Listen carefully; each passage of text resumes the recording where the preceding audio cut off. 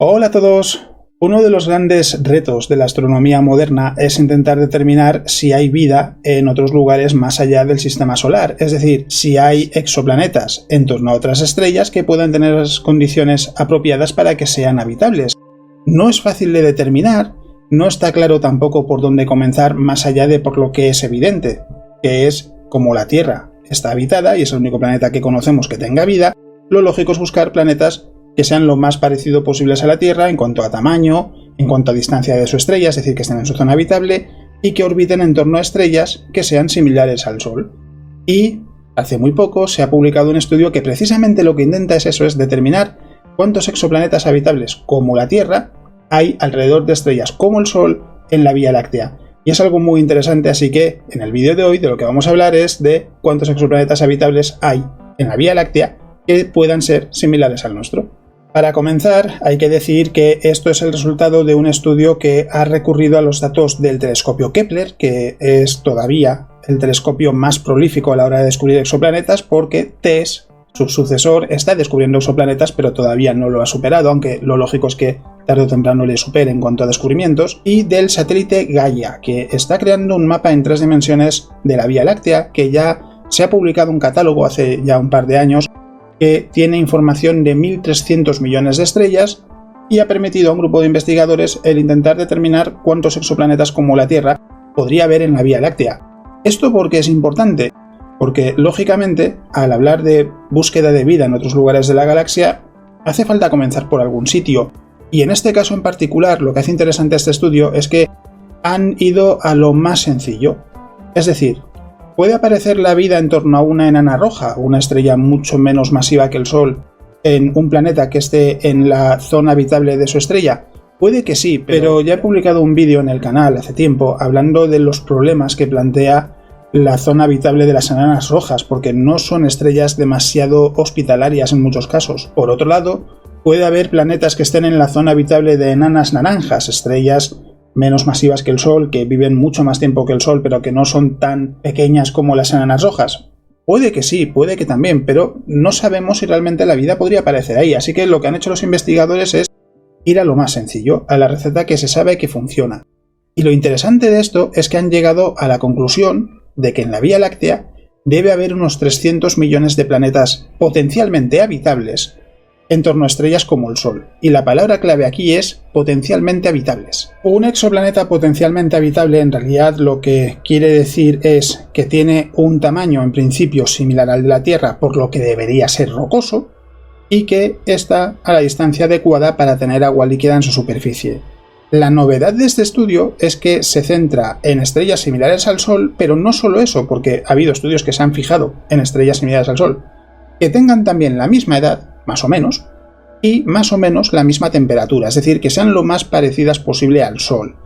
Y hay que tener presente, no hay certeza de que esos 300 millones de planetas sean realmente como la Tierra. El ejemplo más sencillo que podemos poner es el de Venus. Venus es un planeta que en cuanto a características, tamaño, por ejemplo, es muy parecido a la Tierra. Y sin embargo, como está en el borde interior de la zona habitable o fuera de la zona habitable pero por los pelos, según qué modelo consultéis, resulta que no es un planeta como la Tierra, es completamente opuesto, es un infierno, no tiene las condiciones necesarias para poder albergar vida, a pesar de que en teoría sí tendría las condiciones para tener agua líquida en su superficie, de no ser porque su evolución lo que provocó fue que terminase siguiendo un camino muy diferente, y por eso es necesario tener en cuenta que potencialmente habitable no significa ni mucho menos una garantía de que esos planetas puedan ser como la Tierra. Algo interesante de este estudio es que también se ha fijado en la cantidad de luz que llega de una estrella a un planeta, porque normalmente lo que se hace es mirar simplemente a qué distancia está, y si está dentro de la zona habitable ya se puede considerar potencialmente habitable. Hay otros factores que también hay que tener en cuenta y que en este estudio lo que han dicho es que es necesario tener más conocimiento, por ejemplo, qué papel desempeña una atmósfera a la hora de permitir que un planeta pueda tener agua en estado líquido en su superficie.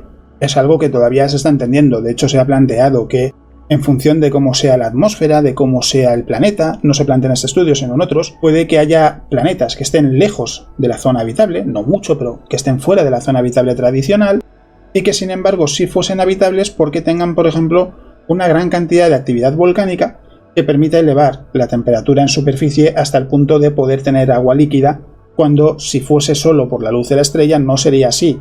En este caso lo que han hecho es simplificar, es decir, bueno, vamos a fijarnos en cuánta luz llega de la estrella, que es algo que se puede obtener con los datos del telescopio Gaia, y a partir de ahí vamos a intentar determinar si realmente estos lugares podrían tener las condiciones necesarias para ser habitables. 300 millones es una cifra que, si no la ponemos en contexto, parece grande. Pero claro, una cosa es lo que dice la teoría y otra cosa es lo que dice la práctica, porque los 300 millones de planetas no van a ser habitables. Lógicamente, de esos 300 millones de planetas potencialmente habitables, va a haber muchos que no van a ser habitables, bien porque no tengan atmósfera ni campo magnético, bien porque su atmósfera resulte que no es la apropiada para permitir que haya agua en estado líquido en la superficie, y un sinfín de factores que podemos tener en cuenta y que hacen que esos 300 millones se reduzcan. Y eso es importante tenerlo en cuenta, porque vamos a suponer que la vida tal y como la conocemos en realidad solo puede aparecer alrededor de estrellas como el Sol. No puede aparecer en torno a enanas naranjas o enanas rojas. Eso quiere decir que de esos 300 millones de posibles exoplanetas habitables, tenemos que descontar los que no tengan las condiciones exactas para que pueda aparecer la vida, y que además, dentro de los que sí pueda aparecer la vida, no parece una locura suponer que habrá exoplanetas en los que sí aparezca y exoplanetas en los que no. Y claro, ya estamos quitando muchos exoplanetas en cuanto a aquellos que no puedan ser habitables porque no tengan agua líquida en su superficie.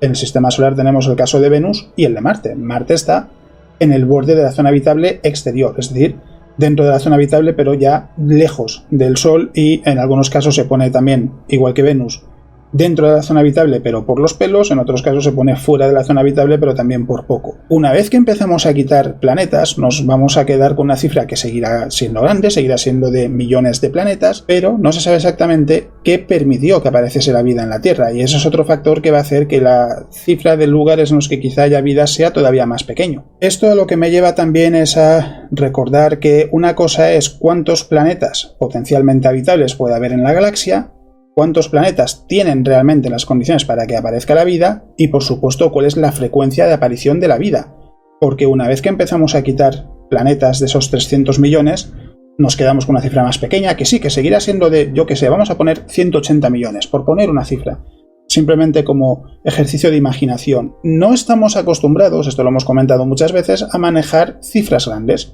Y no sabemos cómo de frecuente es la aparición de la vida en el universo porque solo conocemos un planeta habitado. A lo mejor, por extraño que nos pueda parecer, hace falta que haya 180 millones de planetas habitables en una galaxia alrededor de estrellas como el Sol para que la vida aparezca en uno. ¿Parece poco probable? En principio sí. ¿Quiere decir que es imposible? No. ¿Por qué? Porque solo sabemos de un planeta habitado, y esto quiere decir que no hay que dejarse llevar por esa idea de que la vida tiene que ser abundante porque hay muchas estrellas y muchos planetas. De hecho, en la Vía Láctea se suele decir hay unos 200.000 millones de estrellas, y hoy en día se considera que aproximadamente cada estrella tiene al menos un planeta a su alrededor. Eso no quiere decir que cada estrella tenga al menos un planeta a su alrededor en la zona habitable. Además, no todas las estrellas viven tanto como el Sol. Hay estrellas que viven mucho menos tiempo, que es verdad que son un porcentaje mucho más pequeño de las estrellas de la galaxia, y además tenemos en el extremo opuesto que las enanas rojas son el 75% de las estrellas en secuencia principal, es decir, que están fusionando hidrógeno que acumularon durante su formación de todas las estrellas en secuencia principal de la Vía Láctea. Si se determina que las enanas rojas no pueden tener vida en los planetas que tengan a su alrededor en la zona habitable, quiere decir que el 75% de las estrellas que están en secuencia principal no nos sirven. Si las enanas naranjas tampoco nos sirven y las enanas amarillas solo nos sirven aquellas que sean como el Sol, por ejemplo, quiere decir que solo habría un puñado de cientos de millones de planetas habitables en la galaxia. Y de repente, ya no es tan difícil imaginar cómo podríamos ser el único planeta habitado de la Vía Láctea. Esto no quiere decir que sea así, pero sí es necesario tenerlo en cuenta cuando pensamos en cuanto a hasta qué punto la vida puede ser abundante o no en la Vía Láctea. Y por supuesto también hay que tener muy claro cuáles son los límites que define este estudio, que son muy concretos. Exoplanetas parecidos a la Tierra en la zona habitable de estrellas parecidas al Sol, no solo hasta el punto de ser del mismo tipo que el Sol, sino de su misma edad, más o menos, y de su misma temperatura, más o menos. Es decir, va a un cálculo muy específico. Cuando añadimos más factores, como la posibilidad de que haya lugares como Encélado o Europa en el sistema solar que no están en la zona habitable, que tengan vida en su interior, y pensamos en posibilidades como que en Titán pueda haber vida que no sería como la que conocemos en la Tierra, etcétera, etcétera, etcétera, podemos tener una imagen sobre la abundancia de la vida en la galaxia que sea mucho más grande. Pero, es importante recordarlo, hace falta tener algún indicio, alguna forma de determinar que realmente en esos lugares puede haber vida. La teoría dice que sí, en principio la vida debería ser posible, pero hace falta confirmarlo. Y hasta que no se confirme, pues no se podrá tener en cuenta con más solidez que el de simplemente decir, bueno, hay otras posibilidades. Solo son posibilidades hasta que se pueda confirmar que realmente es algo que de verdad pasa, y por ahora no ha sido así. Por ahora el único planeta habitado que conocemos y el único objeto celeste habitado que conocemos, si queréis incluir satélites como Europa o Encélado, es la Tierra. Lo bueno es que hay motivos para pensar que eso debería cambiar en el futuro. ¿Cuándo? ¿En los próximos años? ¿En las próximas décadas? No está claro.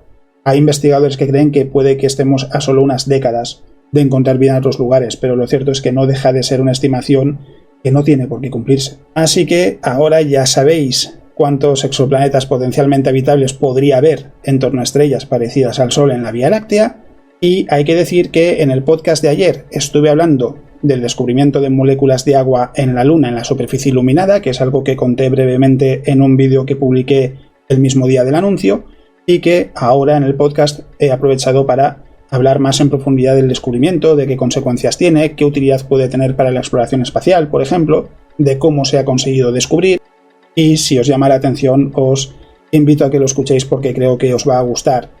También recordad, me podéis encontrar en Twitch todos los días menos los sábados, de 9 de la noche a 2 de la mañana en horario peninsular español. Allí estoy unas 5 horas más o menos cada día. Hablamos en las primeras 2 horas y media más o menos de astronomía, en las otras 2 horas y media estamos en plan de relax hablando con la comunidad. Es un buen lugar para conocer a otros miembros de la comunidad y también para mí para poder interactuar con todos vosotros. Y recordad también que si lo deseáis, podéis apoyar lo que hago en Patreon. Os podéis suscribir a partir de €1 al mes, es completamente opcional, no es algo obligatorio, pero si os gusta lo que hago en Twitter, en Twitch, en el blog, con los libros, aquí en YouTube, etcétera, etcétera, etcétera, es algo que agradezco porque me permite pues, poder dedicar más recursos y más tiempo a todo esto, y por tanto tenéis esa posibilidad ahí. A partir de €1 al mes en Patreon tenéis el link en la descripción del vídeo, y también para terminar podéis encontrar el enlace al estudio del que he hablado en este vídeo en la descripción. Ahí tenéis también el link para poder echarle un ojo si os pica la curiosidad. Así que poco más que añadir, como siempre, muchas gracias por vuestro apoyo, muchas gracias por vuestros comentarios, por estar ahí semana a semana. Espero que el vídeo os haya gustado y eso es todo lo que os quería contar en el vídeo de hoy. ¡Nos vemos!